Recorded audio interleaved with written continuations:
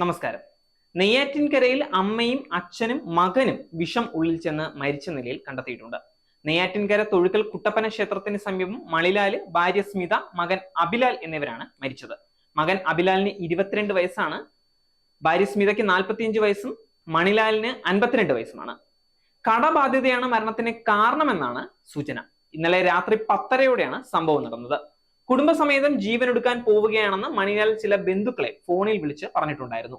ബന്ധുക്കൾ അറിയിച്ചതിനെ തുടർന്നാണ് നഗരസഭ കുട്ടപ്പന മഹേഷ് സ്ഥലത്തെത്തിയത്. എന്തോ ദ്രാവകം കുപ്പിയിൽ നിന്ന് കുടിച്ച് കസേരയിൽ ഇരിക്കുന്ന മണിലാലിനെയാണ് കണ്ടത്. വീടിനകത്ത് കയറി നോക്കിയപ്പോൾ സ്മിതയെയും അഭിലാലിനെയും അവശനിലയിൽ കണ്ടെത്തുകയായിരുന്നു. ഉടൻ തന്നെ ഇവരെയും മണിലാലിനെയും ജനറൽ ആശുപത്രിയിൽ എത്തിച്ചെങ്കിലും 3 പേരും മരിക്കുകയായിരുന്നു.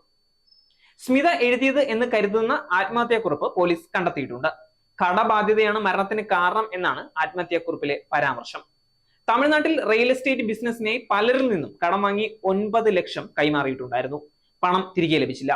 ഈ കടത്തിന് പലിശ നൽകാൻ വീണ്ടും വായ്പ എടുക്കുകയായിരുന്നു. അതും തിരിച്ചടയ്ക്കാൻ കഴിഞ്ഞില്ല.